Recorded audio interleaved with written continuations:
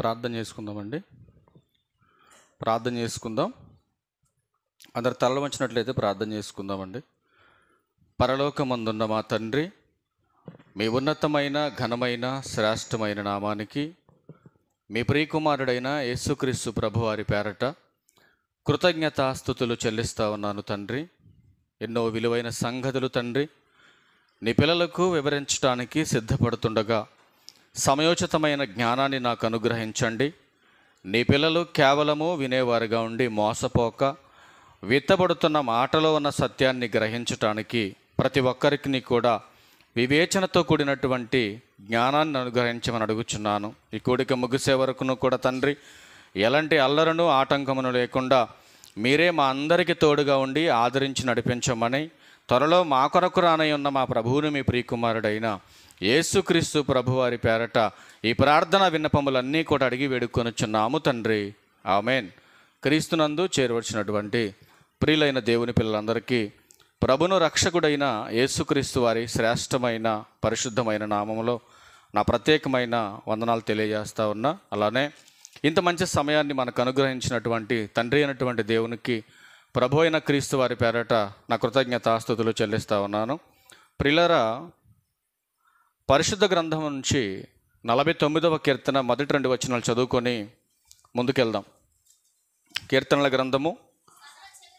సర్వజనులారా ఆలకించుడి, సామాన్యులేమి సామంతులేమి ధనికులేమి దరిద్రులేమి లోక నివాసులారా మీరందరూ ఏకముగా కూడి చాలండి. కీర్తనకారుడు ఇక్కడ మాట్లాడుతున్న సందర్భాన్ని జాగ్రత్తగా మనం ఆలోచించగలిగితే ప్రియులారా, భూమి మీద పుట్టినటువంటి ప్రతి ఒక్కరూ కూడా ధనికుల దగ్గర నుంచి పేదవారి వరకు, పల్లెల్లో నివాసం చేస్తున్న వారి దగ్గర నుంచి పట్టణాల్లో బ్రతుకుతున్న వారి వరకు, అంటే సామాన్యుడి నుంచి సామంతుల వరకు భూమి మీద బ్రతుకుతున్నటువంటి ప్రతి మనిషి కూడా దేవుని వాక్యానికి చెవియొగ్గాలి. దేని కొరకు దేవుని వాక్యానికి చెవియొగ్గాలి? ఈరోజు చాలామంది దేవుని వాక్యానికి, దేవుని మందిరానికి ఎందుకు వస్తున్నారనంటే వారి అవసరాలు తీర్చుకోవటానికి, వారు అనుకున్నది నెరవేర్చుకోవటానికి దేవుని దగ్గరకు వస్తున్నారు. దేవుని మందిరానికి వచ్చి దేవుని మీద భక్తిని కనపరుస్తున్నారే తప్ప అసలు దేవుని మాటను ఎందుకు వినాలి? దేవుని మాటను వినమని దేవుడు ఎందుకు పదే పదే తన మాట వినమని చెబుతున్నాడు? దేవుని మాటలో ఉన్నటువంటి సత్యం ఏంటి? ఈరోజు ప్రకటించబడుతున్నటువంటి ప్రతి మాట సత్యమా అసత్యమా?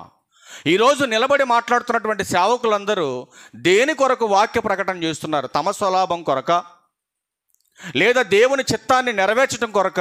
దేని కొరకు ఈ సువార్త ప్రకటన అనేది జరుగుతుంది సంఘాల్లో కానీ సమాజంలో కానీ అనేటటువంటి ఆలోచన భావన నీకు తెలియాలనంటే మొట్టమొదటిగా మనం చేయవలసినటువంటి పని ఏంటంటే దేవుని మాటకు చెవియొగ్గాలి. ఫస్ట్ నువ్వు దేవుని మాటకు చెవియొగ్గాలి. ఇది వ్యక్తిగతమైనటువంటి బోధ లేదా దేవుని యొక్క చిత్త ప్రకారం జరుగుతున్నటువంటి బోధ అనేది నువ్వు పసిగట్టకపోతే, నువ్వు పరీక్షించుకోకపోతే, సత్యం మీద నీ పునాది వేసుకోకపోతే పతనమైపోయేది వినేటటువంటి వ్యక్తి అని యేసుక్రీస్తు వారు చక్కటి మాట చెప్పాడు. మార్కు వార్త 4వ అధ్యాయం 23వ వచనం. ఎందుకంటే చెవున్న ప్రతి ఒక్కడు వినాలి. చెవులు లేనోడు చెవిటోడు ఎలాగో వినడు. కాబట్టి చెవులున్న ప్రతి ఒక్కరు కూడా వినమని ఆయన మాట్లాడుతున్నాడు. మరియు ఆయన మీరు ఏమి వినుచున్నారో జాగ్రత్తగా చూసుకోండి. చెబుతున్న మాట వాక్యానుసారమా కాదా? చెబుతున్నటువంటి మాట దేవుని చిత్త ప్రకారమైనదా, లేకపోతే చెబుతున్నటువంటి సేవకుని ఆలోచన ప్రకారం మాట్లాడుతున్నాడా? లేకపోతే ఈరోజు దేవుడు వాక్యం ద్వారా నాతో ఏం మాట్లాడుతున్నాడు అనే ఒక ఆలోచన తపనతో మనం దేవుని మందిరానికి వచ్చినప్పుడు దేవుడు ఈరోజు నీతో ఏం మాట్లాడుతున్నాడో, ఏం మాట్లాడబోతున్నాడో ఒక అవగాహనతో, ఆలోచనతో కూడినటువంటి విశ్వాసం నీకుంటే ఖచ్చితంగా దేవుడు ఈరోజు నాతో ఈ యొక్క సందేశాన్ని మాట్లాడుతున్నాడు. దేవుడు ఈరోజు నన్ను హెచ్చరించడానికి, నన్ను సరిచేయటానికి, నా మేలు కొరకు దేవుడు నాతో మాట్లాడుతున్నాడు ఈరోజు అనే ఆలోచన తీరి నీకుంటే వాక్యానుసారంగా ఆలోచన చేస్తావు. లేదు, ఇది ఖచ్చితంగా ఒక మతపరమైనదో లేకపోతే లోక సంబంధమైనదో, వ్యక్తులు కల్పించిందో లేదా నన్ను ఉద్దేశించి మాట్లాడిందో అని నువ్వు ఆలోచన చేస్తే నీ ప్రవర్తన మారదు, నీ బ్రతుకు మారదు, నువ్వు చస్తే పోయేది నరకానికే తప్ప పరలోకానికి కాదు అని బైబిల్ హెచ్చరిస్తూ ఉంది. ఈ సందర్భంలో బోధలో ఉన్నటువంటి వ్యత్యాసం తెలియనటువంటి కొంతమంది ఎలా పడితే అలా మాట్లాడుతూ మనకు కనపడుతూ ఉన్నారు. అసలు బోధించేటటువంటి బోధ సరి అయిందా కాదా అనేది మనం తెలుసుకోవాలంటే మనకు ఆధారం ఏంటండి సమాజంలో? ఈరోజు మనకు ఆధారం ఏంటి? ఈరోజు నేను బోధిస్తున్న బోధ సరైందో కాదో చెప్పాలంటే గూగుల్లో కొడితే దొరుకుద్దా? మరి ఎక్కడికి వెళ్ళాలి? పుట్టాలు వెళ్దామా సచివాలయానికి? మరి ఎక్కడికి వెళ్తే దొరుకుతుంది? బైబిల్ దగ్గరికి వెళ్ళాలి.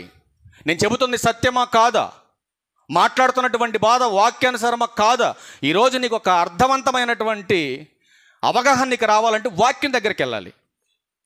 ఫస్ట్ నేను నేర్చుకున్నది అదేనండి. నేను లోకమంతా తిరగలేదు, ఎక్కడికో వెళ్ళి నేను టైం వేస్ట్ చేసుకోలేదు. చుట్టూ ఉన్నటువంటి సమాజంలో జరుగుతున్నటువంటి చెత్తంతని పసిగట్టాలంటే ఎవరి దగ్గరికి వెళ్ళినా వారికి నచ్చినటువంటి స్టైల్లో వాళ్ళు ఆచరిస్తున్నటువంటి ఆచారబద్ధంగా బోధిస్తున్నారు తప్ప అసలు వాక్యానుసారంగా బోధించేటటువంటి బోధన నేను పట్టుకోవడానికి కనీసం నా జీవితంలో, ఈ క్రైస్తవ సేవా జీవితంలో 6 సంవత్సరాలు టైం వేస్ట్ అయిపోయింది. నేను ఇప్పటికీ బాధపడతా కూర్చొని, అయ్యో ఎంత అమాయకంగా అజ్ఞానంగా ఉండిపోయాను, నా జీవితం అంతా వేస్ట్ అయిపోయింది. ఎప్పటికి కూడా 100% కూడా నేను ఇంకా నేర్చుకోలేకపోయాను. నేను అప్పటికప్పుడు బాధపడతా ఉంటాను నేను మోకాళ్ళు వేసి దేవుని దగ్గర. ఎందుకంటే దేవుని దగ్గర అందరం కూడా విద్యార్థులమే. ఇప్పుడు పెద్ద పెద్ద సేవకులు కూడా ఏం మాట్లాడతారంటే వాక్యం దగ్గరికి వచ్చేసరికి బైబిల్ దగ్గర ఎవ్వరు పండితులు కాదు, బైబిల్ దగ్గర ఎవ్వరు జ్ఞానులు కాదు, అందరూ కూడా ఎవరు విద్యార్థులమే. నేర్చుకోవాలి. నాకు 30 ఏళ్ళ నుంచి నేను సీనియర్ నండి, నేను నేర్చుకోనంటే నువ్వు అంత మూర్ఖుడే లేడు భూమి మీద. ప్రతి ఒక్కరు నేర్చుకోవాలి, ఎంత నేర్చుకున్నా ఇంకా నేర్చుకోవాలి. కానీ ప్రియులారా, దేవుడు ఎందుకు సామాన్యుడి నుంచి సామంతుల వరకు వాక్యాన్ని నేర్చుకోమంటున్నాడు అనేది నీకు అర్థం కావడం కోసం ఒక మాట చూపిస్తాను. యోబు గ్రంథం 28వ అధ్యాయం. యోబు గ్రంథం 28వ అధ్యాయం కొద్ది నిమిషాలు మాట్లాడదాం. యోబు గ్రంథము 28వ అధ్యాయం వచనం కూడా ప్రియులారా 28. మరియు యెహోవా యందలి భయభక్తులే జ్ఞానం. ఒక్క నిమిషం అక్కడ ఆగుదాం. జ్ఞానం అంటే ఏంటి? దేవుని మందిరానికి వచ్చి బాగా పాటలు పాడటమా? దేవుని మందిరానికి వచ్చి బాగా మెసేజ్లు చెప్పడమా? దేవుని మందిరానికి వచ్చి బాగా గంటల పడి మోకాళ్ళు వేసి ప్రార్థన చేయటమా? జ్ఞానం అంటే ఏంటి? ఎవరిని జ్ఞానులను పిలవాలి మనం భూమి మీద? దేవుని యందు భయము భక్తి కలిగిన వాడే నిజమైన జ్ఞాని. ఈ నిజమైనటువంటి జ్ఞాని ఏం చేస్తాడంటే దేవుని యందు భయం భక్తి కలిగిన వాడు అజ్ఞానంగా ప్రవర్తించడు. అవునా? నిజంగా దేవుని యందు భయం భక్తి కలిగిన వాడు అజ్ఞానంగా ప్రవర్తించడు, అజ్ఞానంగా మాట్లాడడు, లోక సంబంధమైన వాటిలో ఇన్వాల్వ్మెంట్ అవ్వడు. ఎందుకంటే దేవుని యందు భయం భక్తి ఉన్నవాడు తన భక్తిని కాపాడుకుంటాడు ఈ సమాజంలో. అందుకే కిందకు వచ్చేసరికి అంటాడు కదా, దుష్టత్వము విడుచుటయే వివేకమనియు ఆయన. ఎవడ చెబుతున్నాడు? ఎందుకు మనుషులకు చెబుతున్నాడు? మనుషులకి ఎందుకు చెప్పాలి ఈ మాట? 90 లక్షల జీవరాశులు ఉన్నాయి భూమి మీద, వాటికి చెప్పకుండా 800 కోట్ల మందికి ఎందుకు చెబుతున్నాడు దేవుడు? ఎందుకండి? అంటే జంతువుల్లో దుష్టత్వం లేదా? పక్షుల్లో దుష్టత్వం లేదా? ఉందా లేదా? లేదా వాటిల్లో. మరి ఎవరిలో ఉందని దేవుడు ఖచ్చితంగా నేర్చుకోమంటున్నాడు వాక్యాన్ని? మనుషుల్లో ఉంది దుష్టత్వం. ఆ దుష్టత్వపు లక్షణాలు మనలో నుంచి పోవాలంటే మనం దేవుని వాక్యాన్ని వినాలి. ఎందుకు దేవుని వాక్యాన్ని వినాలి అనంటే, దుష్టత్వం పోవాలంటే దేవుని వాక్యం నువ్వు వినాలి. దేవుని వాక్యం వినాలంటే దేవుని మందిరానికి నువ్వు రావాలి. దేవుని మందిరానికి వచ్చి దేవుని మాట విని ఆ మాట ప్రకారం నువ్వు బ్రతకాలంటే మొట్టమొదటిగా నీకు కావలసింది దేవుని యందు భయం కావాలి, రెండవది భక్తి కావాలి. ఒకటి భక్తి మాత్రమే నీకుండి దేవుని మీద భయం లేకపోతే నీలో దుష్టత్వం పోదు. ఈరోజు ఎంతమంది దేవుని యందు భయం భక్తి కలిగి ఉన్నారు మీరు ఆలోచించండి ప్రియులారా. అందుకే ఈ సమాజానికి దేవుడు హెచ్చరిస్తున్నటువంటి కొన్ని హెచ్చరికలతో కూడినటువంటి విషయాలు మనం చూడగలిగితే, ప్రారంభ దినాలలోనే మనుషులు చెడిపోయారు అనేటటువంటి ప్రస్తావన నోవాహు దినాలలో మనకు కనపడుతుంది. చెడిపోయినటువంటి సమాజాన్ని చూసి దేవుడు సంతోషపడుతున్నాడా, సంతాపడుతున్నాడా? ఆలోచించండి. ఇప్పుడు ఏ తండ్రి అయినా తన పిల్లలు చెడిపోతున్నారు, నాశనానికి వెళ్ళిపోతున్నారు, నా కళ్ళ ముందే చనిపోతారని తెలిసినటువంటి ఏ తండ్రి అయినా పిల్లలు చెడిపోతుండే ఆనందపడతాడా? పడతాడమ్మా? పడతారా? ఏ తండ్రి పడడు. తన పిల్లలు నాశనానికి వెళ్ళిపోతున్నారు, తన పిల్లల ప్రవర్తన చెడిపోతుంది, చెడిపోయినటువంటి నా పిల్లలు ఎంతకాలం ఈ భూమి మీద బ్రతకరు అని తెలిసినటువంటి తండ్రి అయినా తల్లి అయినా తన పిల్లల గురించి జాగ్రత్త పడుతుంది, హెచ్చరిస్తుంది, ఖండిస్తుంది. ఎన్ని చెప్పినా ఎంత చెప్పినా ప్రవర్తన మార్చుకోకపోతే బిడ్డలు చనిపోతారని దేవుడు చెప్పాడా లేదా? ఖచ్చితంగా చెప్పాడండి. దేవుడు చెప్పింది ఏది మిస్ అవుతుంది. కానీ ప్రియమైన దేవుని వారలారా, ఈ సందర్భం మనం చూడగలిగితే మనుషుల్లో ఉన్నటువంటి దుష్టత్వం పోవాలి, చెడిపోతున్నటువంటి సమాజాన్ని బాగు చేయాలి. ఈ సమాజాన్ని బాగు చేయాలంటే ఏ మెడిసిన్ వాడితే బాగవుతారు వీళ్ళంతా? కరోనా వచ్చింది అందరికీ, ఏ మందు వాడితే పోయిందండి? దానికి తగ్గ మందు వేస్తే పోయింది అని అనుకుంటున్నారు జనాలు, అంతేనా? కరోనాకు కూడా విరక్తి వచ్చిందండి జనాన్ని చూసి, అదే వారిపోయింది. మీరు అనుకుంటున్నారు యాంటీడోస్ ఇస్తే పోయిందని, ఈ మనుషులు పాపాన్ని చూసి అదే వారిపోయింది కరోనా. అవునా? రోగం రావాలన్నా, రోగం పోవాలన్నా దాని రాకడ పోకడ ఎవరి చేతిలో ఉంది? దేవుని చేతిలో ఉంది. ఈరోజు మన రాకడ మన పోకడ కూడా ఎవరి చేతిలో ఉంది? దేవుని చేతిలో ఉంది. ఈరోజు చెడిపోతున్న సమాజాన్ని బాగు చేయాలంటే ఏం చేయాలి? దుష్టత్వాన్ని పోగొట్టాలి, దైవత్వాన్ని నింపాలి. మరి దుష్టత్వం పోవాలన్నా, దైవత్వం సమాజంలోకి రావాలన్నా మరి క్రైస్తవుడుగా, క్రీస్తు సంఘముగా మనం ఏం చేయాలండి? సమాజం కోసం ఏం చేయాలి? సమాజం కోసం. అసలు సమాజం కోసం గురించి కాదండి, అసలు సంఘం ఎలా ఉందో ఒక్క మాట మీరు చూడగలిగితే ఆశ్చర్యం పుడుతుందండి. కొరింథీ సంఘం 3వ అధ్యాయం 3వ వచనంలో, కొరింథీయులకు రాసిన మొదటి పత్రిక 3వ అధ్యాయం 3వ వచనం చూడండి. కొరింథీయులకు రాసిన మొదటి పత్రిక అపోస్తలుడైన పౌలు గారు, మీలో అంటే మీరెవరు? సంఘం. పరిశుద్ధులుగా ఉండటానికి ఏర్పరచబడి పిలువబడి ఉన్నటువంటి సంఘం. మీలో ఏమన్నా జాగ్రత్తగా వినాలి. మీలో అసూయయు కలహమును ఉండగా మీరు శరీర సంబంధులైన మనుష్య రీతిగా నడుచుకుని వారు కారా? ఏమంటున్నాడండి పౌలు గారు ఇక్కడ? అసలు పరిశుద్ధులుగా ఉండటానికి ఏర్పరచబడినటువంటి వారు, ఆత్మీయ జీవితాన్ని కొనసాగించటానికి ఏర్పరచబడినటువంటి రాజులైన యాజక సమూహములో ఏ లక్షణాలు కనపడుతున్నాయని కొరింథీ సంఘాన్ని చెబుతున్నాడు పౌలు గారు. ఏ లక్షణాలు కనపడుతున్నాయి? దేవుని లక్షణాలా, దయ్యపు లక్షణాలా? దయ్యపు లక్షణాలు ఉన్నాయి.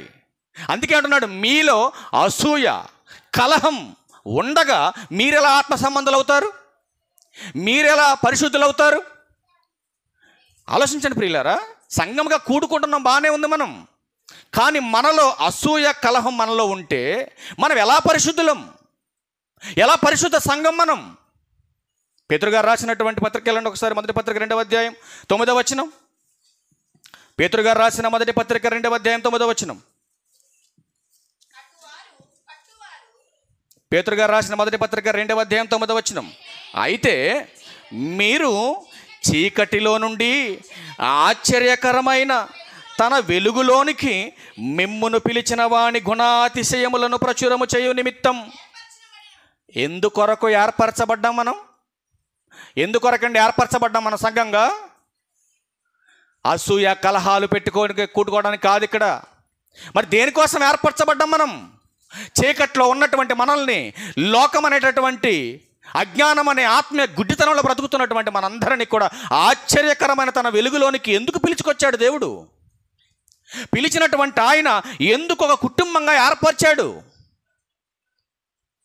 ఆయన యొక్క గుణం, ఆయన యొక్క తత్వం, ఆయన యొక్క లక్షణాలు ప్రచురించేటటువంటి సంఘముగా మీరు ఉండాలని ఏర్పరిస్తే, అలా ఏర్పరచబడినటువంటి సంఘం నా వంశం అంటున్నాడు ఆయన. ఏ వంశం మనం అనంటే మనమంతా దేవుని వంశం, దేవుని కుటుంబం, రాజులైన యాజక కుటుంబం. ఏ జనం అంట మనం? ఏమంటే పరిశుద్ధ జనం, నా కుటుంబం అని దేవుడు మాట్లాడుతుంటే, మరి పరిశుద్ధ జనమైనటువంటి దేవుని కుటుంబంలో మరి అసూయ కలహాలు ఉండొచ్చా? మీరు చెప్పండి ప్రియులారా, ఉండొచ్చా? అది దేవుని కుటుంబం అవుద్దా? అసలు అసూయ లేని సంఘాలు ఎక్కడ ఉన్నాయండి అంటే అందుకే కదా మరి అండి ఈ బాధ అంతా. అందుకే కదండి సమాజం చెడిపోయిందని చెప్పేది. ఎక్కడ చూసిన భక్తులు, ఎక్కడ చూసిన ప్రార్థనలు, ఎక్కడ చూసిన భక్తి భక్తి భక్తి అనేటటువంటి భజన మనకు కనపడుతుంది, కానీ భక్తికి అనుగుణమైనటువంటి లక్షణం, దైవత్వపు తత్వం ఎక్కడా కనపట్టలేదు ప్రియులారా. మీరు ఆలోచించండి. అందుకే దేవుడు మాట్లాడుతున్నాడు, ఈ చెడిపోయిన సమాజాన్ని శిక్షించకుండా దేవుడు ఎందుకండి ఇంకా ఓపిక పడుతున్నాడు? ఈ సమాజాన్ని ఎందుకండి శిక్షించకుండా దేవుడు ఇంకా దీర్ఘశాంతాన్ని చూపిస్తున్నాడు ఈ మనుషుల మీద?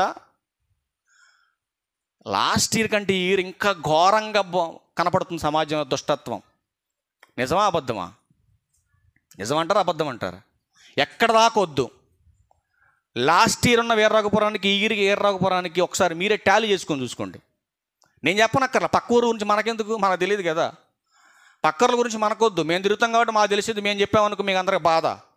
అందుకని మీ ఊరు గురించి మీరే ఆలోచించుకోండి. మన ప్రవర్తన మారకపోతే, మన స్థితులు మనం మార్చుకోకపోతే, వాక్యానుసారంగా మన బ్రతుకును మనం దిద్దుకోకపోతే, ఇప్పుడు మందిరానికి వచ్చే ముందు నేను అద్దం చూసుకోవాలి, తన చేతులు ఎత్తండి ఎవరైనా ఉంటే స్త్రీల ముందు. మందిరానికి వచ్చేటప్పుడు నేను అద్దంలో చూసుకోలేదు అన్న పరిశుద్ధ స్త్రీల చేతులు ఎత్తున్న ఒకసారి ఉన్నారు ఎవరైనా? ఇప్పుడు దిగి వచ్చేటప్పుడు కూడా నేను కూడా కారులో అద్దంలో చూసుకొని వచ్చా, ముఖం బాగుందా లేదని. బాగోకపోతే ఏం చేస్తుంది? అద్దం ముందు నుంచొని సరి చేసుకొని వస్తా. ఇక్కడికి వచ్చాక కూడా జుట్టు సరి చేసుకో డాడీ అన్నాడు. డాడీ ఎందుకు? బాగలేదని. ఇప్పుడు మనం కూడా అద్దం దగ్గరికి వెళ్ళి ఏం చేస్తూ ఉంటాం? పాపిడి సెంటర్ వచ్చిందా లేదా, జుట్టు బాగా రింగులు తిరిగి వెళ్ళిందా లేదా, నా ఫేస్ తలతల్లాడుతుందా లేదా, ఒకవేళ బొట్టు సరిగ్గా ఉందా లేదా, పెయింట్ మంచిగా వేసానా లేదా, ఒకవేళ వేస్తే సగం అంటిందా పూర్తిగా అంటిందా, ఇవన్నీ లోపాలన్నీ తెలుసుకోవడానికి అద్దం ముందుకు వెళ్తాం. అద్దం ముందుకు వెళ్ళి మనం ఏం చేస్తామన్నా చూసుకొని లోపాలను సరి చేసుకుంటూ ఉంటాం మనం. అర్థమవుతుందా మీకు? లేకపోతే భలే చెప్తున్నాడు అద్దం గురించి నా గురించి అనుకుంటున్నారా? ఇప్పుడు వాక్యం అనే అద్దం దగ్గరకు మనం వచ్చేసాము. ఇప్పుడు వచ్చేసిన తర్వాత ఇప్పుడు మనం ఏం చేయాలంటే ఈ అద్దంలో మన బ్రతుకుని సరి చేసుకోవాలి. ఉందా టాలెంట్ ఎవరికైనా? శరీరానికి ఉన్నటువంటి సోకుల విషయంలో సరి చేసుకోవడానికి అద్దం బాగానే ఉంది. మరి ఆత్మీయ జీవితాన్ని సరి చేసుకోవడానికి వాక్యం అనే అద్దం ఉందని మనం తీసుకొచ్చి పెడుతుంటే ఈ అద్దం మాకు వద్దండి. నువ్వు వద్దన్నా నీ బతుకును బయట పెట్టుద్దు మరి వాక్యం. నీ బతుకును సరి చేస్తుంది వాక్యం. కానీ సరి చేసుకునే తత్వం లేదండి మనుషుల్లో. ఉందంటారు ఎవరి రోజున? ఉందా? మరి ఎలా ఉన్నారు సమాజంలో మనుషులు? చూస్తారు ఒకసారి ఎలా ఉన్నారు. యెహెజ్కేలు గ్రంథం చూద్దాం, ఆ మాట కూడా చూద్దామండి. యెహెజ్కేలు గ్రంథం 33వ అధ్యాయం 31వ వచనం.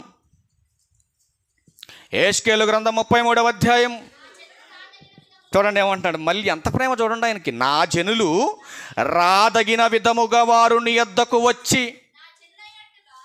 నా జనులైనట్టుగా నీ ఎదుట కూర్చుండి నీ మాటలు విందురు గాని వాటిని అనుసరించి.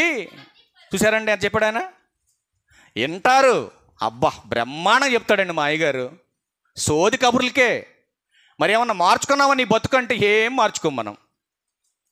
మార్చుకుంటాం ఏమైనా? మా అయ్యగారు బ్రహ్మాండంగా చెప్తాడు వాక్యం. కానీ అవతలోడు అడగాలి నాకులాగా, నీ బ్రతికేమన్నా మార్చుకున్నావా? బ్రహ్మాండమైన వాక్యం విన్నాడు అడగాలి. అప్పుడు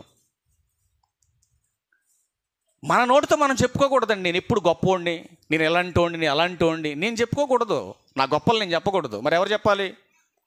నా మాటను బట్టి, నా ప్రవర్తన బట్టి, నా బిహేవియర్ని బట్టి సమాజం చెప్పాలి. నేనేమని చెప్పుకోవడానికి? నా భజన నేను చేయకూడదు ఎప్పుడు.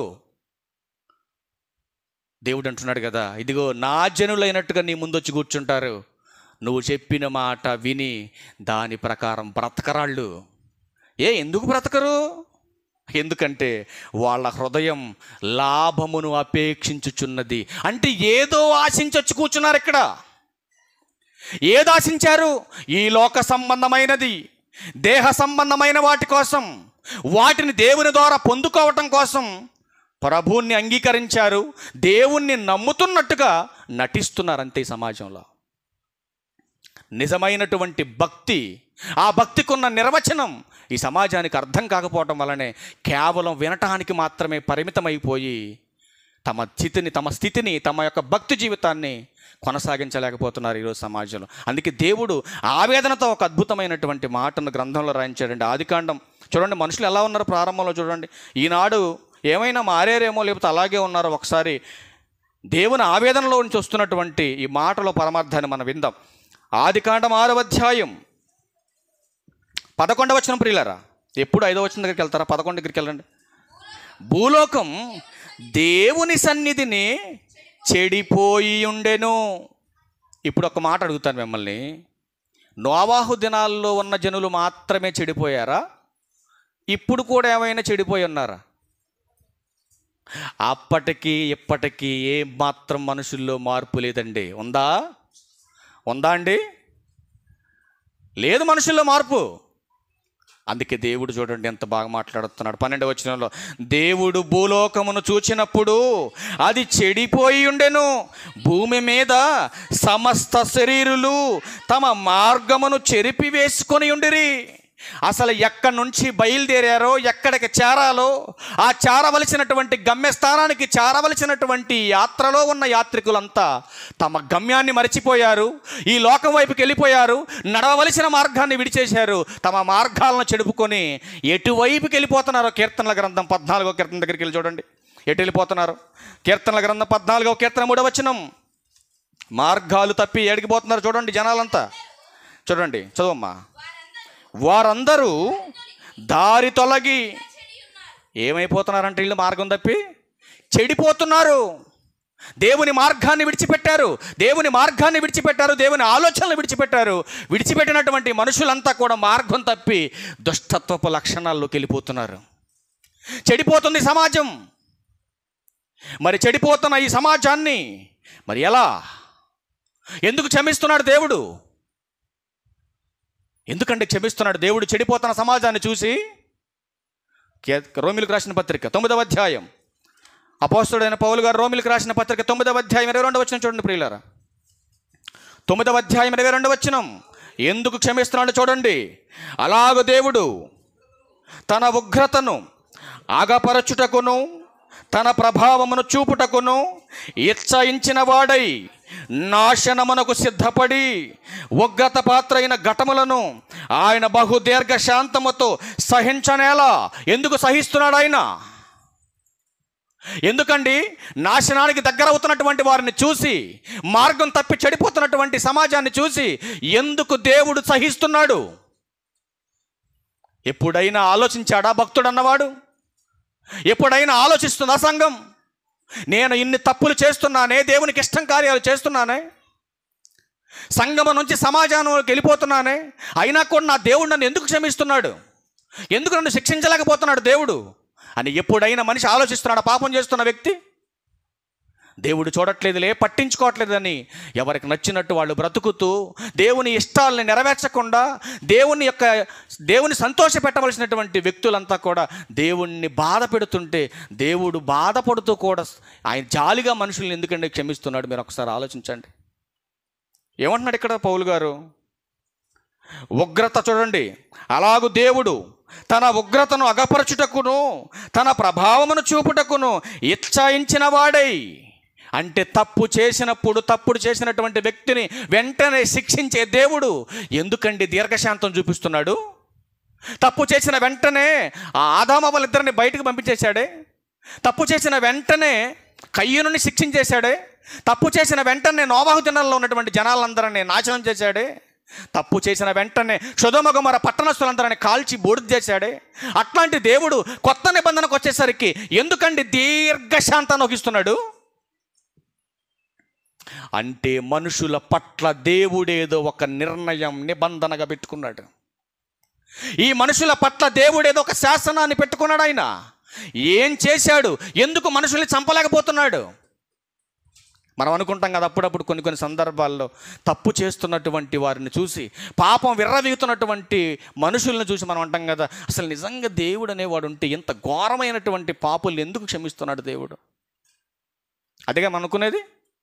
ఇంత ఘోరంగా ఈ సమాజంలో మనుషులు పశువుల కంటే ఘోరంగా ఉన్నారే అని మాట్లాడతారు, కానీ పశువులతో ఎప్పుడు కంపేర్ చేయకండి. పశువులే గొప్పవి. పశువులు గొప్పే కదా, చాలా గొప్ప. వాటికున్న కమ్యూనికేషన్ మనుషులకి ఎక్కడ ఉందండి? వాటికున్న యూనిటీ మనుషులకి ఎక్కడ ఉందండి? మనుషులంతా కలిసి ఉండాలని దేవుడు కోరుకుంటా ఉంటే జంతువులకున్న ఇంగిత జ్ఞానం మనుషులకు లేదండి. ఒక పక్షిని కొట్టి చూడండి, ఒక కాకిని కొట్టి చూడు, 10 కాకులను వేసుకొస్తుంది. ఒక కుక్కను టచ్ చేసి చూడు, 10 కుక్కలను వేసుకొస్తుంది నీ మీదకి. అదే మనిషిని కొట్టి చూడు, ఎవడో పట్టించుకోడు, ఎవడో అడగడో. ఎందుకంటే ఆడేం చేస్తే ఈడు కొట్టాడో అన్ని. అవునంటారు కాదంటారు? ఎందుకంటే సమాజం బిజీ లైఫ్లో అలవాటు పడిపోయిందండి, బిజీగా ఉంది, చెడిపోయింది సమాజం, బాధ్యత లేదు. ఈరోజు సంఘంలో ఒక వ్యక్తిని టచ్ చేసి చూడండి, సంఘం అంతా మూవ్ అవుద్దా ముందుకి? అవుద్దా? అస్సలు అవ్వదు. ఎందుకు అవ్వట్లేదు? యూనిటీ లేదు, సంఘంలో ఐక్యత లేదు. ఇప్పుడు మన శరీరంలో ఒక అవయవానికి దెబ్బ తగిలింది అనుకోండి, మిగతా అవయవాలన్నీ ఎలక్ట్ అవుతాయా? నాకెందుకులే, కాలుకి దెబ్బ తగిలితే నాకెందుకు కన్ను అనుకుంటుందా? నాకెందుకు నేను చేయ అనుకుంటుందా? అనుకోదు. ఈ సంఘం అనే శరీరంలో ఉన్నటువంటి అవయవాలన్నీ కూడా ఈ దేహం ఎలా అయితే ఒకదానికొకటి సపోర్ట్ చేస్తూ పరామర్శించుకుంటూ ఐక్యతగా పనిచేస్తుందో, సంఘం కూడా అలాగే పనిచేయాలి. కానీ ఈరోజు అలా పనిచేయట్లేదు. కానీ చెడిపోతున్నటువంటి సమాజాన్ని చూసినటువంటి దేవుడు, చెడిపోతూ నాశనానికి వెళ్ళిపోతున్నటువంటి సమాజాన్ని చూసి దేవుడు శిక్షించకుండా ఎందుకంత జాలి చూపిస్తున్నాడు? ఈ చెడిపోతున్న సమాజం పట్ల దేవునికి ఎందుకంత అమితమైనటువంటి ప్రేమ? తన బిడ్డలు పాడైపోతారని తెలిసినటువంటి దేవుడు ఎందుకు శిక్షించలేకపోతున్నాడు దేవుడు అనేది మనం చూడగలిగితే ప్రియులారా, మరికొన్ని విషయాలు మనం ముందుకెళ్ళి చూడగలిగితే ఆయన ఏమంటున్నాడంటే, మనం 90వ కీర్తన చదువుకున్నాం. మరి మీ అందరికి గుర్తుందో లేదు కానీ వాక్యపట్నంగా 90వ కీర్తన మనం చదువుకున్నాం. ఆ 90వ కీర్తన 3వ వచనంలో ఆయన అంటున్నాడు కదా, 90వ కీర్తన 3వ వచనంలో చదువుతల్లి, నీవు మనుషులను మట్టికి మార్చుచున్నావు, నరులారా తిరిగి రండని నీవు సెలవిచ్చుచున్నావు. ఎక్కడికి ఆహ్వానం పలుకుతున్నాడు మనుషులందరం? దేవుడు పరలోకానికి ఆహ్వానం పలుకుతున్నాడు. మరి పరలోక ప్రవేశం చెయ్యాలంటే పాపికి అవకాశం ఉందా? మీరు చెప్పాలి. ఉందండి? మరి ఎవరికి అవకాశం ఉంది పరలోకం వెళ్ళడానికి? చెప్పాలి తల్లి, ఎవరికి అవకాశం ఉంది? పాపికా, పరిశుద్ధులకా? పరిశుద్ధులకే పరలోక ప్రవేశం ఉంది. నిజమేనా ఇది? అవునా? పరలోక ప్రవేశం ఎవరికి? పరిశుద్ధులకే పరలోక ప్రవేశం ఉంది. పరిశుద్ధులే పరలోకం రావాలన్న ఒక ఆలోచన ఉంది. ఆలోచన ఉన్నటువంటి తండ్రి తన ఎదుట తన పిల్లలు ఎలా ఉండాలని నిర్ణయించాడు మనలందరినీ. తన ఎదుట పరిశుద్ధులను, నిర్దోషులనే ఉండాలని జగత్పునాదే వేయబడక మునిపే ఆలోచన చేశాడు. ప్రేమ చేత మనలందరినీ క్రీస్తులో ఏర్పరచుకున్నాడు. ఏర్పరచుకున్నటువంటి తండ్రి ప్రారంభ దినాలలో తప్పు చేస్తుంటే చంపేశాడు. చంపుతూ ముందుకు వచ్చిన తర్వాత ఒక నిర్ణయాన్ని తీసుకున్నాడు ఈ జనం మీద, ఈ సమాజం మీద ఒక నిర్ణయాన్ని తీసుకున్నాడు దేవుడు. ఎందుకంటే ఇక నా కుమారుడు ఈ లోకానికి రావాలి, వచ్చినటువంటి నా కుమారుడు వీళ్ళందరి పాపాల కోసం కల్వరి శిలువలో తన ప్రాణాన్ని పెట్టి రక్తాన్ని కార్చాలి, పాప ప్రక్షాళన చేయాలి, వీళ్ళందరిని క్రీస్తు ద్వారా నా యొద్దకు తీసుకొచ్చుకోవాలనుకొని ఒక ప్రణాళికను శాసించాడు దేవుడు. చేసినటువంటి దేవుడు ఇప్పుడు ఏం మాట్లాడుతున్నాడంటే, ఏ మనిషి కూడా మారకుండా మరణించటానికి లేదు. పాపి తన పాపంలోనే మరణిస్తే ఇదిగో నా యొద్దకు రావాలన్నటువంటి ఈ శాసనానికి విలువ అనేది ఉండదు. కాబట్టి ప్రతి వాడు తన పాపాన్ని విడిచి తిరిగి నా యొద్దకు రావాలి. వాడు పరిశుద్ధంగా ఉండాలి, పరిశుద్ధపరచబడాలి, రక్షణలో ఉండాలి. ఉన్నటువంటి నా పిల్లలు సత్యమును అంటే నా గురించి వాళ్ళు నేర్చుకోవాలి. నా గురించి నేర్చుకున్నటువంటి పిల్లలు నీతిగా బ్రతుకుతారు, చెడుని విడిచిపెడతారు. ఇదిగో నా కుమారుడైన క్రీస్తు చూపించిన మార్గంలో సత్యాన్ని అనుసరించి నడుస్తారు. నడిచిన వాడు పరలోకం అనే మహాలోకానికి నా దగ్గరికి వస్తాడు. అలా మీరు తిరిగి రావాలనే ఒక ప్రణాళిక ఆయనకు ఉంది. ఆ ప్రణాళికలో భాగంగానే యెహెజ్కేలు ప్రవక్త ద్వారా ఇశ్రాయేలీయులకు ఏమని తెలియజేస్తున్నాడు ఒక మాట చూడగలిగితే, యెహెజ్కేలు గ్రంథం 33వ అధ్యాయం 11వ వచనం అంటున్నాడు చూడండి. ఒక మాట, ఇంకొక మాట చూసి క్లోజ్ చేద్దాం. యెహెజ్కేలు గ్రంథం 33వ అధ్యాయం 11వ వచనం, కాగా వారితో ఇట్లనుము, నా జీవము తోడు దుర్మార్గుడు మరణము నొందుట వలన, చూడండి దేవుడు ఏమంటున్నాడు, దుర్మార్గుడు మరణము నొందుట వలన నాకు సంతోషం లేదు. అంటే ఇప్పుడు పాపం చేసిన వెంటనే చంపేశాడు అనుకోండి దేవుడు. ఈ చచ్చిపోయిన దుర్మార్గుడు ఎక్కడ పోతాడు మీరు చెప్పాలి. ఇప్పుడు ఎక్కడికి వెళ్తాడమ్మా? ఇప్పుడు పాపం చేసిన వెంటనే చంపేశాడు దేవుడు అనుకుందాం కాసేపు, మీరు అనుకున్నట్టే. ఇప్పుడు తప్పు చేసిన వాడిని చేసినట్టుగా దేవుడు చంపేస్తే ఇప్పుడు వీడు పరలోకానికి వెళ్తాడా, నరకానికి పోతాడా? మరి నరకానికి వెళ్ళిపోతాడు. చేసిన తప్పుకి శిక్ష వెంటనే విధించి చంపి నరకానికి పంపిస్తే మరి దేవుని యొద్దకు వెళ్ళేది ఎవరు? ఆయన ఎదుట పరిశుద్ధులుగా నిర్దోషులుగా నిలబడేది ఎవరు? మీరు ఒక్కసారి ఆలోచించండి జాగ్రత్తగా. అంటే అందుకొరకే దేవుడు మనుషుల పట్ల దీర్ఘశాంతం చూపుతున్నాడా? అంటే దేవుడు దీర్ఘశాంతం చూపుతున్నాడని దేవుడు శిక్షించలే, పట్టించుకోలే. ఇక నేను తప్పు మీద తప్పులు రేపు ఎల్లుండి అవతల ఎల్లుండి కూడా చేసుకుంటూ వెళ్ళిపోతానులే. ఒక్కసారి దేవుడు శిక్షించి మంచం ఎక్కించిన తర్వాత ఆ సిలువ మీద దొంగ గనక మారినట్టు నేను మారతాను అనుకుంటున్నావు ఒకవేళ నువ్వు? అలా అనుకుంటే ఆ రాత్రి చంపుతాడు నిన్ను. అలా అనుకుంటే వెంటనే చంపుతాడు నిన్ను. అట్లాంటి భయంకరమైన ఆలోచనతో మనం బతకూడదండి భూమి మీద. కానీ దేవుడు తన ఉద్దేశాన్ని వ్యక్తపరుస్తున్నాడండి. చూడండి ఏమంటున్నాడు. దుర్మార్గుడు తన దుర్మార్గత నుండి మరలి బ్రతుకుట వలన నాకు సంతోషం. చూసారా ఏమంటున్నాడు దేవుడు? తన ప్రవర్తనను మార్చుకుంటే నాకు సంతోషం, తన ప్రవర్తన మార్చుకోకుండా చనిపోతే నాకు సంతోషం లేదంటున్నాడండి దేవుడు. మరి ఆ దుర్మార్గుడు చనిపోలేదని మనం శాపనార్థాలు పెడతా ఉంటాం భూమి మీద. కానీ దేవుడు అంటున్నాడు కదా, ఆడు మారాలని మీరు ప్రార్థన చేయండి, తిట్టకండి అండి. ఆడు మారాలని ప్రార్థన చేయండి. ఒక భక్తుడిగా మనం చేయవలసిన పని అదే. వాడు ఎంత ఘోరమైనటువంటి పాప అయినా నువ్వు శపించడానికి వీల్లేదు, నువ్వు తిట్టడానికి అర్హత లేదు నీకు. ఏ మనిషిని కూడా తక్కువ ఎక్కువ చేసి మాట్లాడడానికి రైట్స్ మనకు లేవు. మనవేంటో, మన స్టాండర్డ్ ఏంటో, మన విశ్వాసం ఏంటో. ఈ రాత్రి దేవుడు మన ప్రాణం అడిగితే మనం నరకానికి పోతామో ఎక్కడికి పోతామో మనమే క్యాలిక్యులేషన్ చేసుకోవాలండి. ఎవరిని అంటానికి మనకు అర్హత లేదు, ఉందా? అందుకే దేవుడు అంటున్నాడు కదా. ఒకసారి ప్రసంగి గ్రంథం దగ్గర కూడా వెళ్ళి ఒక మాట చూసి మనం క్లోజ్ చేద్దాం ప్రియులారా. ప్రసంగి గ్రంథం 11వ అధ్యాయం, మనకు తెలిసినా కూడా ఒకసారి ఆ మాట చూద్దాం. ప్రసంగి గ్రంథం 8వ అధ్యాయం 11వ వచనం అంటాడు కదా, దుష్క్రియకు తగిన శిక్ష శీఘ్రముగా కలుగుపోవుట చూసి మనుషులు భయము విడిచి హృదయపూర్వకముగా ఏం చేస్తున్నారు? తప్పులు చేస్తున్నారండి. ఎలా చేస్తున్నారట? ఇష్టపూర్వకంగా. హృదయపూర్వకంగా, ఇష్టపూర్వకంగా.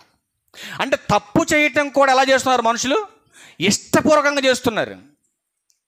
ఎందుకు చేస్తున్నారని అడిగితే బైబిల్ ఇస్తున్నటువంటి సమాధానం, చేసిన తప్పుకు శిక్ష వెంటనే పడకపోవటం చూసి, ఈరోజు వీడు తప్పు చేస్తున్నాడని వాడిని చూసి ఈడు చేస్తున్నాడు, ఈడు తప్పు చేస్తున్నాడని వాడిని చూసి మరొకటి చేస్తున్నాడు. కానీ దేవుడు ఎందుకు శిక్షించట్లేదో, ఎందుకు చంపట్లేదో, దేవుని ఉద్దేశం ఏంటో, దేవుని యొక్క ఆలోచన ఏంటో అర్థం కానటువంటి సమాజం ఇంకా నాశనం వైపుకే పరుగులెడుతుంది తప్ప దేవుని యొక్క ఆలయానికి, దేవుని మాటకు లోబడేటటువంటి తత్వం చాలా మందిలో కనపడట్లేదు ప్రియమైన దేవుని వారలారా. ఒకసారి మరొక మాట చూడండి. ఇదే ప్రసంగి గ్రంథం 3వ అధ్యాయం 16వ వచనంలో కూడా చూడండి. ప్రసంగి గ్రంథం 3వ అధ్యాయం 16వ వచనంలో కూడా, మరియు లోకమునందు విమర్శ స్థానమున దుర్మార్గత జరుగుటయు, న్యాయముండవలసిన స్థానమున దుర్మార్గత జరుగుటయు నాకు కనబడెను. ఇప్పుడు ఒక న్యాయస్థానాలు ఉన్నాయండి. తప్పు చేసిన వాడి శిక్ష అక్కడన్నా పడుతుందా? అక్కడ కూడా పడట్లా. అందుకని తప్పు చేస్తున్నవాడు ఈరోజు విర్రవీగిపోతున్నాడు భూమి మీద. అందుకే దేవుడు బాధపడుతున్నాడు. న్యాయస్థానాల్లో కూడా న్యాయం జరగట్లేదు. శిక్ష పడకపోవటం వల్లే మనుషులు విర్రవీగిపోతున్నారు ఈ భూమి మీద. కానీ దేవుడు అంటున్నాడు కదా, అసలు దుష్టత్వం అనేది నాకు కంటపడితే నేను తట్టుకోలేను రా అని దేవుడు అంత ఖచ్చితంగా మాట్లాడుతూ రాయించిన మాట, దాని వెనకాల ఉన్నటువంటి తపనేంటో. ఇప్పుడు తప్పు అంటే దేవుడు కంటపడింది అనుకోండి, అలా ఒప్పుకుంటాడు దేవుడు.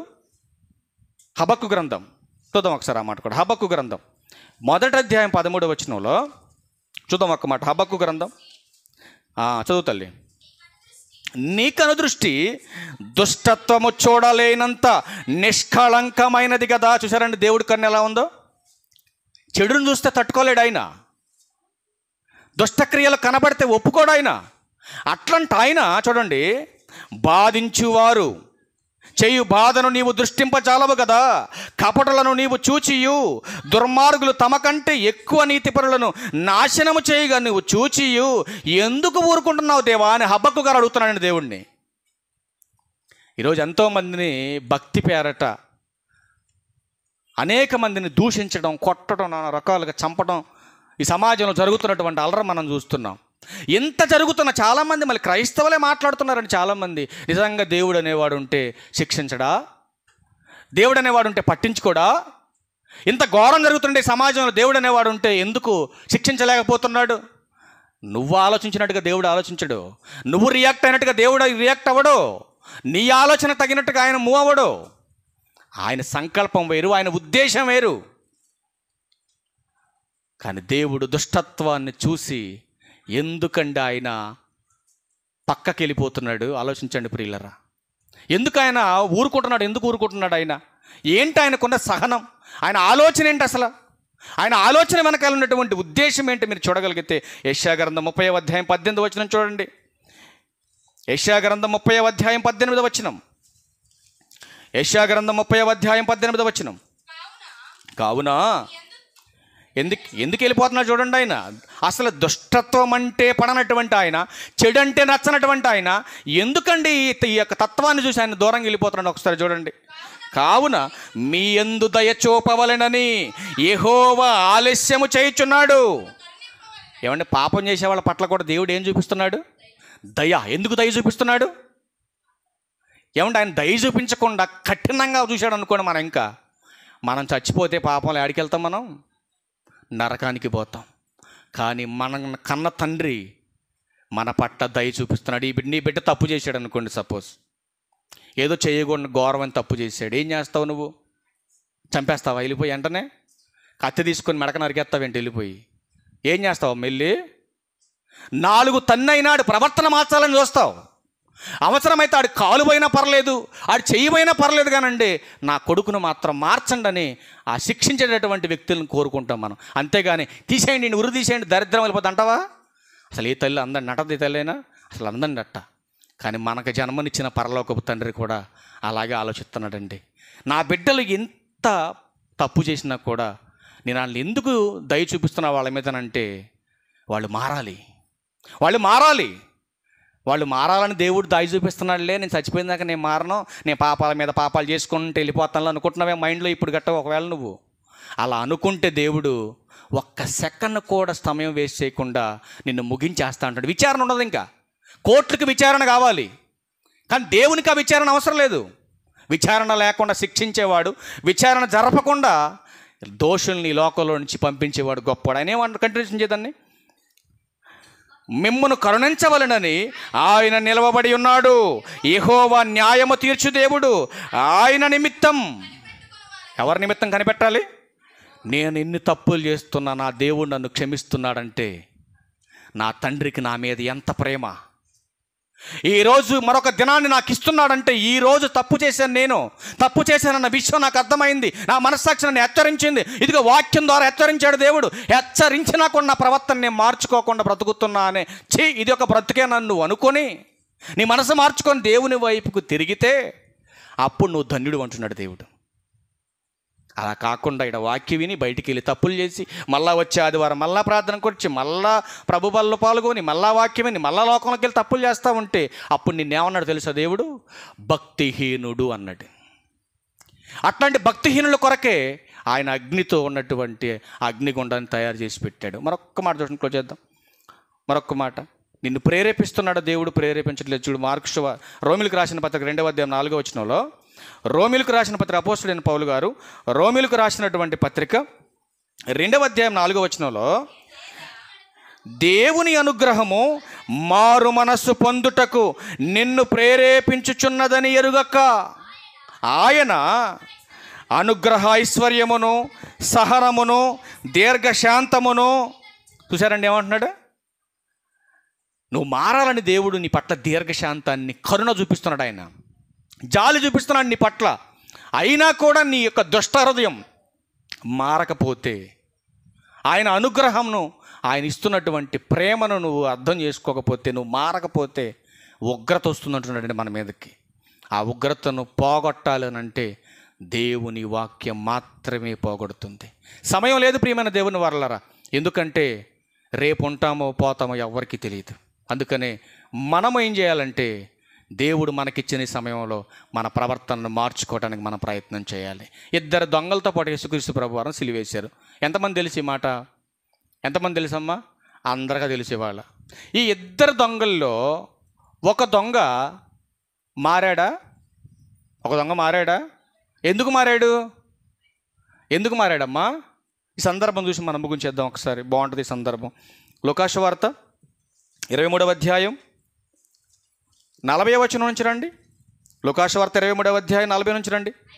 అయితే రెండవ వాడు వాణ్ణి గద్దించి, అదే శిక్షావిధిలో నీవు ఉన్నావు గనుక దేవునికి భయపడవా? మనకైతే ఇది న్యాయమే. మనము చేసిన వాటికి తగిన ఫలము పొందుచున్నాము, కానీ ఈయన ఏ తప్పిదమును చేయలేదని చెప్పాను. ఎవరండి ఈ సాక్ష్యం ఇస్తున్నటువంటి వ్యక్తి? ఎవరి వ్యక్తి సాక్ష్యం ఇస్తున్న వ్యక్తి? దొంగ, ఒక బందిపోటు దొంగ. సిలువ మీద ఉన్నాడు, సిలువ మీద కఠినమైనటువంటి శిక్షలో ఉన్నాడు. ఆ శిక్షలో ఉండి నోరు పారేసుకున్నటువంటి మొదటి దొంగను గద్దించి యేసుక్రీస్తు వారి గురించి సాక్ష్యం చెబుతున్నాడు. ఆయనకి చెబుతూ కిందకు వచ్చేసరికి ఏమన్నాడు చూడండి. ఆయనను చూసి, యేసు, నీవు నీ రాజ్యములోనికి వచ్చినప్పుడు నన్ను జ్ఞాపకము చేసుకొనమనేను. ఏమడుగుతున్నాడండి? నన్ను కాపాడయ్యా, ఇక్కడి నుంచి నేను తప్పించుకొని ఇంటికి వెళ్ళిపోతా అంటున్నాడా? ఎలాగైనా నేను చేసినటువంటి క్రియకు నాకు చావు వస్తుందని నాకు తెలుసు, కానీ నువ్వు లోకరక్షకుడికి, లోకానికి వచ్చావని నేను సొంత రక్షకుడిగా నేను నమ్ముతున్నానయ్యా. ఇదిగో నీ రాజ్యముతో వచ్చినప్పుడు నన్ను జ్ఞాపకం చేసుకోయ్యా. ఎంత మాట అన్నాడు చూడండి, నన్ను జ్ఞాపకం చేసుకోయ్యా. కింద చూడండి యేసుప్రభు వారు ఏమంటాడు. అందుకు ఆయన వానితో, నేడు నీవు నాతో కూడా పరదేశులో ఉందువని నిశ్చయముగా నేను నీతో చెప్పుచున్నాను. అసలు ఏం చేసిందని ఆయన యేసుక్రీస్తు ప్రభు వారు నువ్వు నరకానికి పోకుండా పరదేశంలో ఉంటావని చెప్పాడు? ఏంటండి మనుషులు కనపడుతుంది మనకి దొంగలో? మార్పు, హృదయ మార్పు కనపడుతుంది వాళ్ళలో. పాపం అనేటటువంటి ప్రక్షాళన జరిగింది సిలువలో. నువ్వు కూడా అనుకోవచ్చు, ఒకవేళ అలాంటి పరిస్థితి నాకు వచ్చినప్పుడు మారతాలేండి, అప్పుడు దాకా నేను మారలే. కాలు చేతులు అన్నీ బాగానే ఉండకండి, నాకు ఒంట్లో కూడా బోళ్ళంత ఆరోగ్యం ఉంది, బోళ్ళంత డబ్బు ఉంది, నాకు నేనెందుకు అంత త్వరగా మారతాను, నేను మారను అని నువ్వు అనుకుంటే నిన్ను మారుతాడు ఎర్రగపురం నుంచి. గుర్తుపెట్టుకో, ఇది అడ్రస్ మారిపోద్ది. మన ప్రవర్తన మారకుండా గనక మనం చనిపోతే, పరలోకపు తండ్రి పిలుపుకు తగినట్టుగా మనం బ్రతకకపోతే పరలోకపు తండ్రిని మనం ఎప్పటికీ చూడలేం. ప్రియులారా, మీరు ఆలోచన చేయండి. ఎందుకంటే ఏ గడియో ఏ క్షణమో ఎప్పుడు ఎలా వెళ్ళిపోతాం ఈ లోకం నుంచి మనకు తెలియదు. బ్రతికినంత కాలం మనం అందరం కూడా సహోదర ప్రేమ కలిగి బ్రతకాలి. ఒక్క మాట చూడండి, ముగింపులో బాగుంటుంది. ఈ మాట చూద్దాం, క్లోజ్ చేద్దాం. ఎఫెసీయులకు రాసిన పత్రిక అపోస్తలుడైన పౌలు గారు ఎఫెసీ సంఘానికి రాసినటువంటి పత్రిక 5వ అధ్యాయం ప్రారంభవచనాలు చూడండి. కావున మీరు ప్రియులైన పిల్లల వలె దేవుని పోలి నడుచుకోండి. సమాజాన్ని పోలి కాదు, ఈ సమాజంలో ఉన్న వ్యక్తులను పోలి కాదు, ఈ సమాజంలో ఉన్న నాయకులను బట్టి కాదు, హీరోలను బట్టి కాదు, నీకున్న ధనాన్ని బట్టి కాదు, నీకున్న అధికారాన్ని బట్టి కాదు. మరి దేనిని పోలి మనం నడవాలంటే మనమందరం దేవుని పిల్లలం కనుక దేవుణ్ణి పోలే నడవాలి. వ్యక్తులను బట్టి కాదండి. వ్యక్తిని బట్టి అయితే నువ్వు పడిపోతావు ఏదో ఒక రోజున. దేవుణ్ణి బట్టి నడవాలి మనం. అలా నడుస్తున్నటువంటి వ్యక్తులు చూడండి ఏమాట్లాడు. క్రీస్తు మిమ్మును ప్రేమించి పరిమళ వాసనగా ఉండుటకు మన కొరకు తన్ను తాను దేవునికి అర్పణగా బలిగా అప్పగించుకొనేను. అలాగుననే మనం కూడా ప్రేమ కలిగి నడుచుకోవాలి. అది క్రీస్తు చూపించినటువంటి ప్రేమ. ఇది కలిగి సంఘం పనిచేయాలని ప్రభు పేరట మీకు మనవి చేస్తూ ఉన్నాను. నశించిపోతున్నటువంటి సమాజాన్ని మనం కాపాడాలంటే ముందు మనం కాపాడుకోవాలి. మనం కాపాడుకొని మనం రక్షణలోకి వచ్చిన మనం సత్యాన్ని నేర్చుకొని మనం నేర్చుకున్నటువంటి స్వార్థ నశించిపోతున్న వాళ్ళకి నేర్పాలి. ఇది సంఘానికి ఉన్న ముఖ్య ఉద్దేశం. అలా కాకుండా ఏర్పరచబడినటువంటి మనం, పరిశుద్ధపరచబడినటువంటి మనం, పరిశుద్ధులైనటువంటి మనం శరీరానుసారులుగా, లోక సంబంధులుగా అసూయ, కక్షలు, భేదాభిప్రాయాలు మనం పెట్టుకుంటే మనం నరకానికి వెళ్ళాం. దేవుని ఆశీర్వాదాన్ని మనం ఎప్పటికీ చూడలేం. కాబట్టి సంఘముగా మీరందరూ కూడా ఐక్యతతో ప్రేమ కలిగి ఒకరినొకరు అర్థం చేసుకొని ఒకరినొకరు పురుకొల్పుకొని దేవుని సంఘాన్ని అభివృద్ధి పరిచేటటువంటి పనిలో, నశించిపోతున్న సమాజాన్ని కాపాడేటటువంటి పనిలో ఒకరినొకరు సహకరిస్తూ పురుకొల్పుకుంటూ ముందుకెళ్ళాలని ప్రభు పేరట మీ అందరికీ మనవి చేస్తూ నేను హెచ్చరించుకుంటూ ఈ నా మాటలు ముగిస్తాను. అందరికీ వందనాలు. Okay, thank you.